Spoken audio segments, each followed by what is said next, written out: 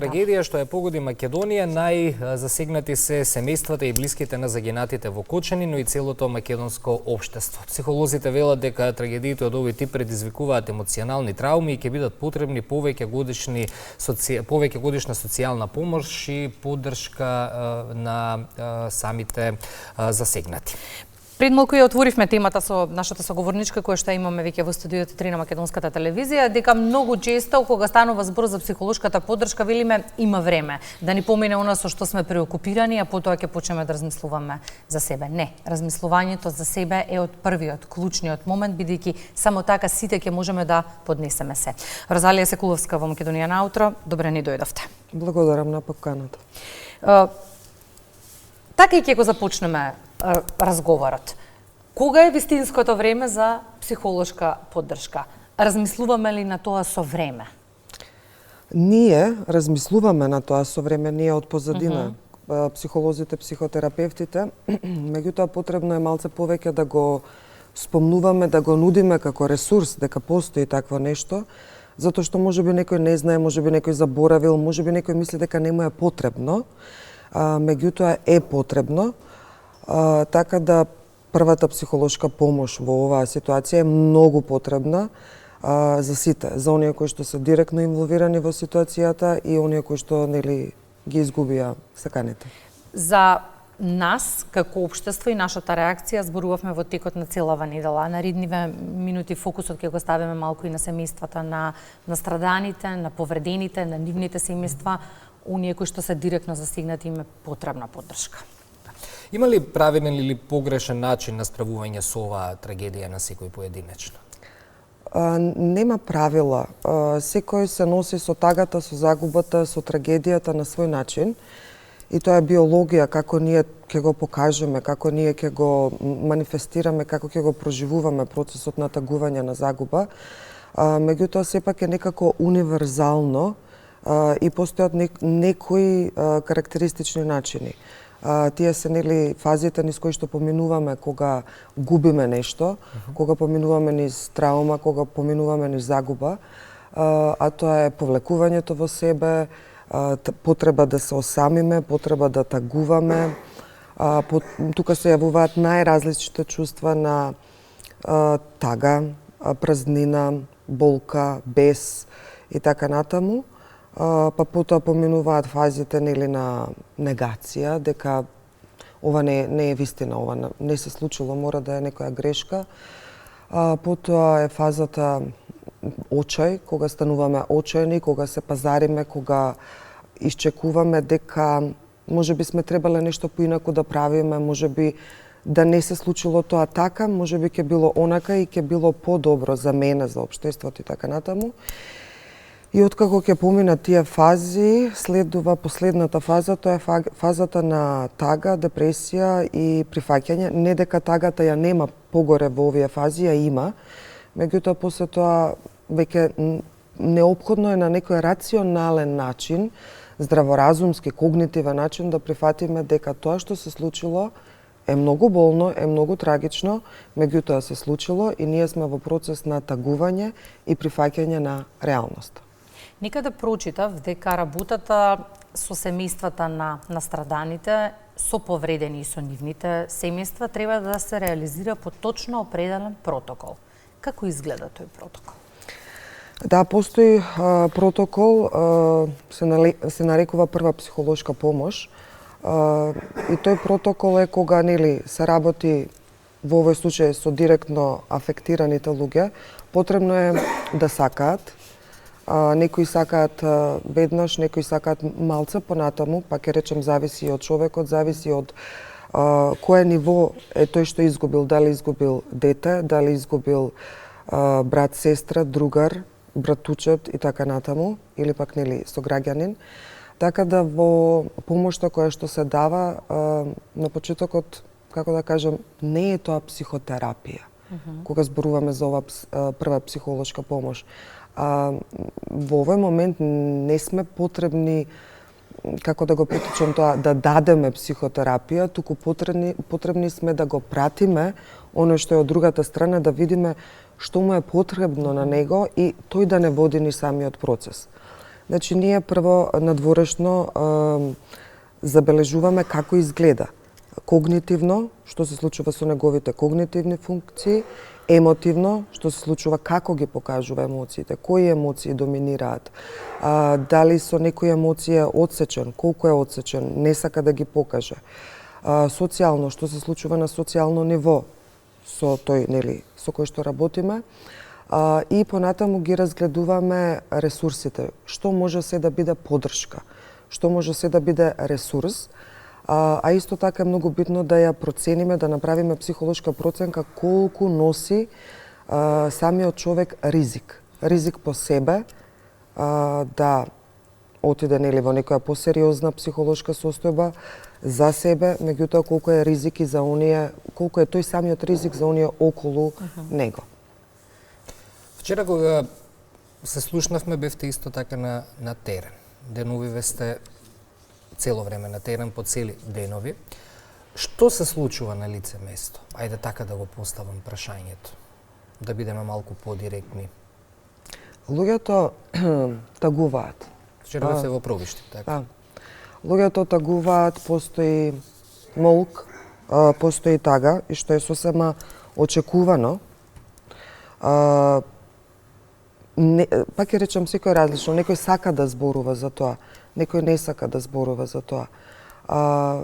Ние од оваа страна оставаме простор, создаваме безбеден простор да го вербализираат, да го покажат тоа што го чувствуваат, тоа што го мислат. И во овој момент нема точно и неточно. Нема погрешно и не е убаво. Во овој момент сето она кое што се случува на биолошко ниво, се случува една огромна траума, тоа е Т-траума, голема Т-траума, потребно е да се вербализира. Затоа велам дека секој различно сака да зборува. Некои сега не зборуваат. Можеби ќе почнат да зборуваат за една недела, за еден месец, за 6 месеци. Некои сега имаат потреба многу да зборуваат, односно да прераскажуваат. И тоа е убаво, тоа е тоа што велиме ние со првата психолошка помош. Убаво е да прераскажуваат, да го вербализираат, да го чујат тоа што го вербализираат, меѓутоа и ние од друга страна неутрално, објективно да го чуеме, да го прифатиме и да го валидираме. Тоа значи да го уважиме на соодветен, автентичен, вистински начин тоа што тие го преживуваат.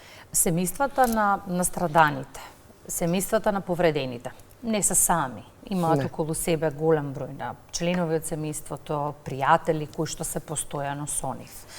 Зборувавме за тоа изминатава недела во неколку наврати, читајќи ги најчистите зборови кои што се упатуваат во вакви случаи на трагедија, од аспект на утешни зборови. Ќе биде се добро, знам како ти е, се ќе помине. И некаде исто така прочитавме дека ова се зборови кои што апсолутно не се користат во состојба на трагедија. Дали наместо ова е подобро да се прашаат блиските како си, да се слушне што тие ќе кажат, или дали ти е нешто потребно, што можам јас да сторам за тебе во моментов? Точно, тоа е таа валидација на чувствата, на емоциите, на мислите. Речениците од типот не се секирај, нема да се грижиш, се ќе помине. Знам како ти е. Тоа не е точно, тоа не е валидација, тие не вршат работа. Без разлика дали се од пријател, од сродник или пак се од некој, или пак се од лекарот, да речеме, ако рече во реде, ќе помине. Сите ние знаеме дека на некој начин со тек на време ќе помине, во однос на болката ќе се намали. Меѓутоа тоа не е автентично валидирање. Ние не знаеме како му е автентично. Ние можеби имаме некој поголема, некој помала емпатија да сочувствуваме, меѓутоа ќе помине, создава чувство на бес кај другата затекнатата страна. Знам како ти е, не знаеш како е. Навистина е болно и тешко, така да во тие моменти таквите фрази навистина подобро да се премолчат отколку да се кажат. Убаво е, како што рековте, да се праша како си, како се чувствуваш. Што можам, како што рековте, што можам јас да направам за тебе. Разбирам дека ти е тешко. Понекогаш ние велиме доволно е и да има молк. Доволно е да молчиме и во таа тишина, во тој молк, кој што е непријатен и многу тежок, ќе се отвори простор да другата страна изрази, можеби да, можеби сега, можеби понатаму, да го изрази тоа што го чувствува. И тогаш го валидираме и не кажуваме да, те разбирам, ќе помине, туку кажуваме на еден емпатичен начин, покажуваме, валидираме и даваме простор дека го разбираме. Меѓутоа, за тоа е потребна и некоја умешност, човечност. Така. Голем број на млади беа во клубот, за среќа ги имаме денес, не се тука живи и здрави, но ако зборуваме за траумата која што ја доживеа и реакцијата на вина и чувството на вина кое што се појавува после вакви ситуации, како истите може да излезат од сето тоа, од целиот тој вртлок? Чувството на вина е составен дел во ваквите големите трауми и во загубата, и чувството на вина е начин како ние се носиме со тагата, со загубата, така да, имаат чувство на вина тие што се во првите, јас велам, редови, имаат чувство на вина и ние кои што сме од страна. Чувството на вина убаво е да се вербализира, убаво е да се покаже, убаво е да се зборува, и убаво е другата страна да го слушне и да го пак одиме на моментот да го валидира чувството на вина. Чувството на вина е многу комплексно чувство, значи не е емоција, емоциите се вродени, ги имаме сите, ние луѓето и животните, ние сме, впрочем, најсовршените животни, меѓутоа вината е чувство, не е емоција, и во самата вина има две емоции, тоа е страв и срам. Значи, истовремено действува стравот, се плашиме, меѓутоа и се срамиме. Можеби зашто некој не влегол да помогне, можеби затоа што требал поинаку да помогне и така натаму. Така да чувството на вина му даваме простор, му даваме време затоа што е составен дел од процесот на обжалување.